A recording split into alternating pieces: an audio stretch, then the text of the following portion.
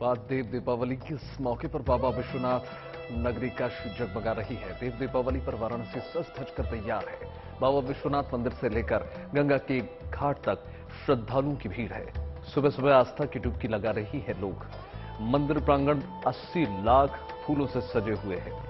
गंगा के घाट अलग अलग छटा बिखेर रहे हैं। मुख्यमंत्री योगी आदित्यनाथ ने कल रात गंगा घाट पर तैयारियों का जायजा लिया। आज रात गंगा घाट 10 लाख दियों से जगमग हो रहा है। यहां कई सांस्कृतिक कार्यक्रमों का भी आयोजन होगा। देव दीपावली को लेकर पूरे वाराणसी में गजब का उत्साह है। शहर के होटल, गेस्ट हाउस, धर्मशालाएं, नाव, बजरा, बोट, क्रूज तमाम बुकिंग फुल हो चुकी है। सब हाउसफुल है। रिकॉर्ड पर्यटक काशी पहुंच रहे हैं। ऐसे में सुरक्षा के चाक चौबंद इंतजाम किए गए हैं। देव दीपावली के जरिए इस बार काशी की वही धार्मिक और सांस्कृतिक झलक पेश करने की कोशिश की जा रही है जो पूरी दुनिया जिसकी मुरीद है।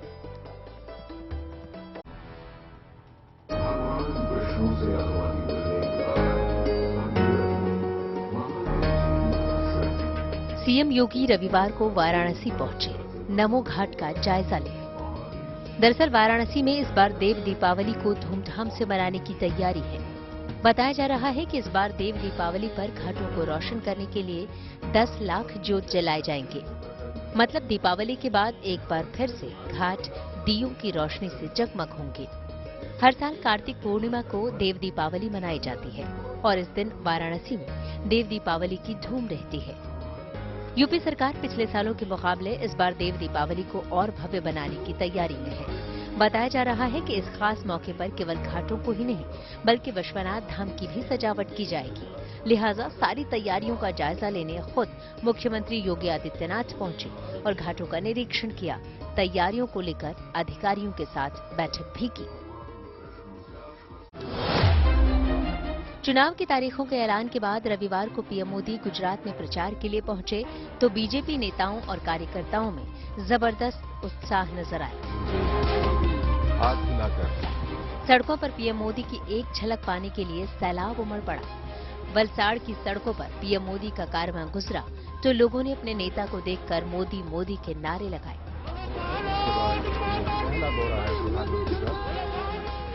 वलसाड़ में लोगों ने पीएम मोदी का जबरदस्त स्वागत किया। पीएम ने भी गुजरात की जनता का अभिवादन किया।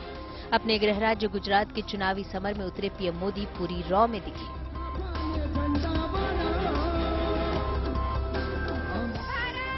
विरोधियों के हर दावे, हर चुनावी वादों पर सवाल उठाए। विरोधियों पर गुजरात को बदनाम करने की साजिश का आरोप लगाया। वहीं मैंने ये गुजरात बनाया है का नया चुनावी नारा भी दिया।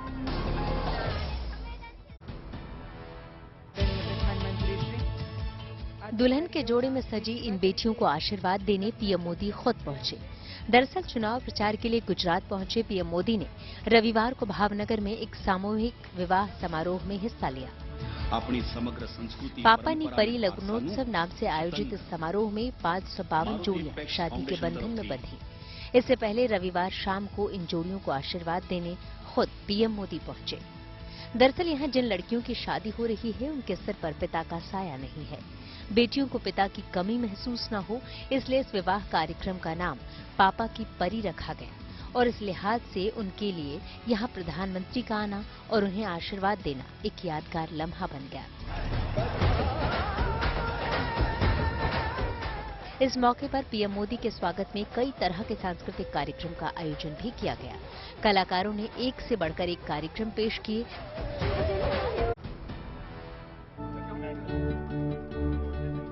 उज्जैन में करीब 300 साल पहले महाराजा जयसिंह ने ये जीवाजी वेधशाला बनवाई थी।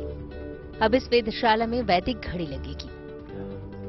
रविवार को मध्य प्रदेश के उच्च शिक्षा मंत्री डॉक्टर मोहन यादव और महापौर मुकेश टटवाल ने इसकी शुरुआत भूमि पूजन से की।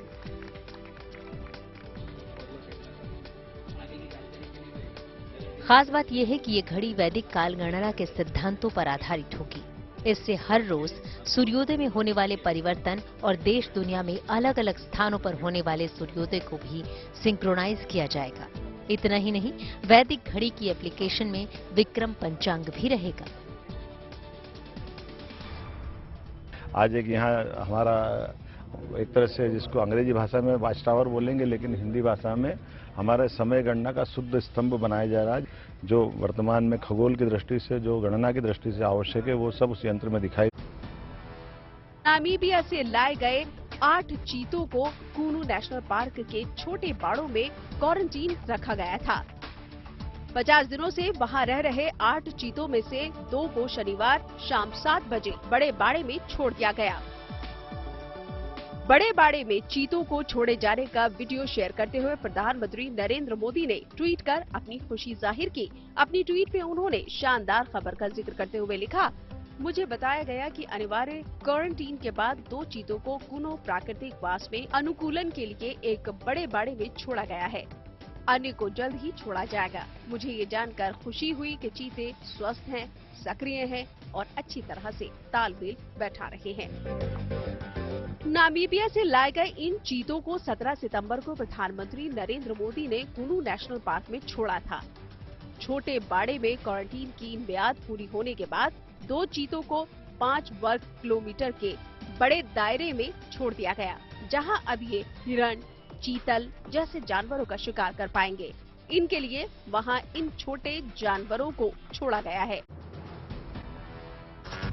ये तस्वीर केरल के कोझिकोड के एक गांव की है, जहां फुटबॉल के फीफा वर्ल्ड कप का उत्साह लोगों के सिर चढ़कर बोल रहा है। यहाँ एक नदी में फुटबॉल स्टार लियोनेल मेसी और नेमार के ऊंचे ऊंचे कटआउट लगा दिए गए हैं। दूर दूर से लोग अपने इन फेवरेट खिलाड़ियों के कटआउट का दीदार करने और उनके साथ सेल्फी लेने और तस्वीरें खिंचवाने के लिए यहाँ आ रहे हैं।